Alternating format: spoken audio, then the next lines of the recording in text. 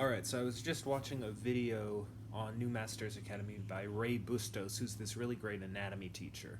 And I just encountered him, I just learned about him, and one thing that really strikes me about him is how passionate he is about what he teaches. And it got me thinking about passion and how important that is for the teacher. One of my biggest goals in learning art is to become a teacher, and so I'm trying to pick up tips on how I can do that more effectively. And I think the main thing, something that I missed out on, is that it's not just about conveying information and explaining concepts. It's also about delivery, and the the more passionate you are about a subject, the more people are going to get excited about what you have to say. And you can't fake it, I don't think. I think if you fake it, people are going to know. So you have to really be genuinely passionate about what you're teaching in order for people to be engaged in the process. And so it's not just in, like, for example, you can give someone a list of words to say, a paragraph to explain to people. So, and then the way they explain it is going to be just as important as the words in order to help students retain information. I think when you're passionate about a subject, you go the extra mile. You'll do the extra work to make sure you understand a concept fully so that you don't mistakenly tell your students the wrong thing.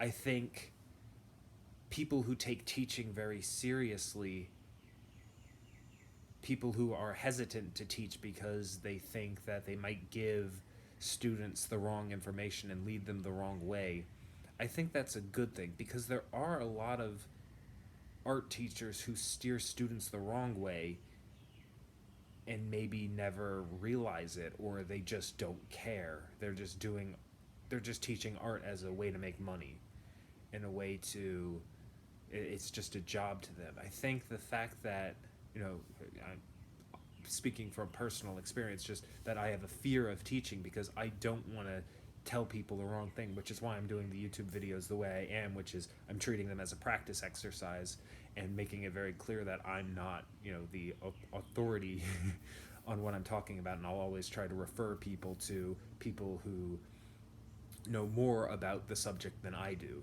because I don't ever want you to come to me just as the final source. I'm treating these YouTube videos as an exercise in practicing teaching and learning how to speak and ramble and put words in a logical order and not lose track of my train of thought, and also conquer social anxiety, but that's a separate issue from what I'm talking about today.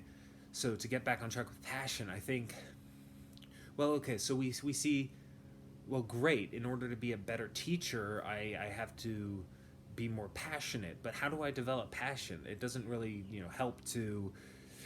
it doesn't really help to know that passion is the answer if you don't tell me how to become more passionate about my field, about whatever I'm teaching. So how do we generate passion? Well, I think the first thing is just to do it. I think if you're a teacher who doesn't make art, you're going to be not as passionate as someone who's doing art all the time.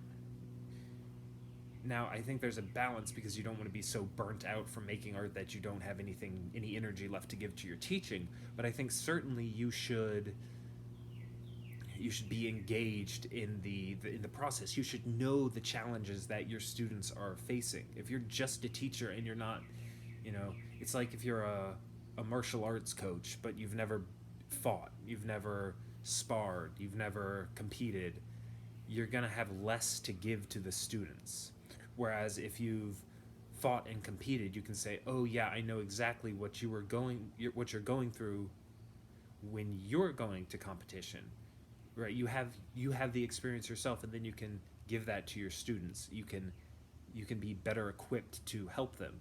And so with art, it's like you need to know what it's like to take a piece from beginning to finish. You need to know what it's like to get a bad critique, so that you are able to empathize with the student, and you're able to tell them, oh yeah, this is what I felt and this is how I dealt with it.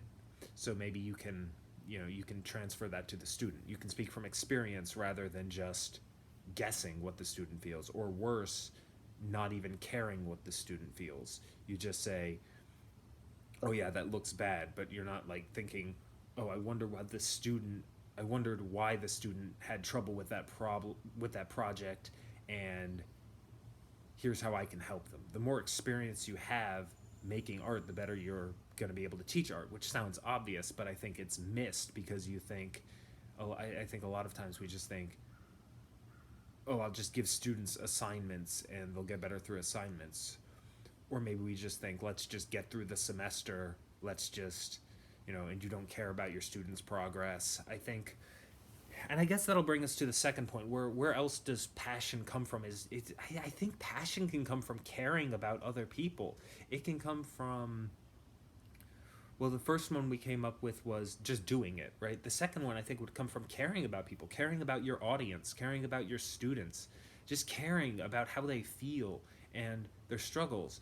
So a passion for teaching can come from, I really genuinely care about my students being able to create art at a high level and being able to get the jobs that they want and not being held back by a lack of skill or a lack of technique or a lack of understanding in art.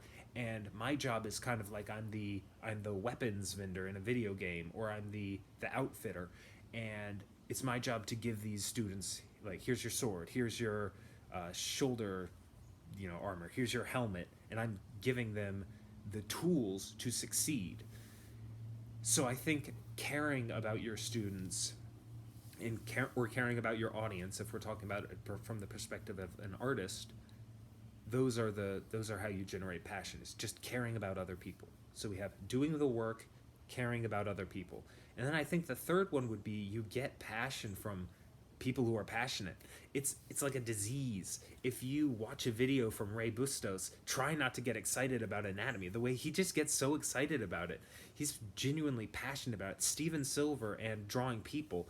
He's so passionate about, and that's the greatest gift that any teacher can give, right? Is just that they're passionate. So if you want to become a passionate teacher, learn from passionate teachers in the same way that a dispassionate teacher, that if you ever were in high school and your teacher just didn't care about art and they were like, just do the assignment, yeah, I don't care, do whatever you want, it doesn't matter, like, I don't care about you, then you're gonna take that on and you're not gonna care about art, because it's like, oh, this teacher doesn't care about art, obviously art doesn't make people happy. That's what you see. But if you see a teacher who's like, art is so fun, I love drawing every day, I love looking at people, I love observing, I love creating, I love the process, I love waking up every day and taking on new challenges, and I get really excited about art. Tell me that doesn't make you want to go out and become an artist and make art and draw every day. It makes drawing seem fun instead of just like this chore. So those are the three things I would say for generating passion. We'll go doing the work, making art.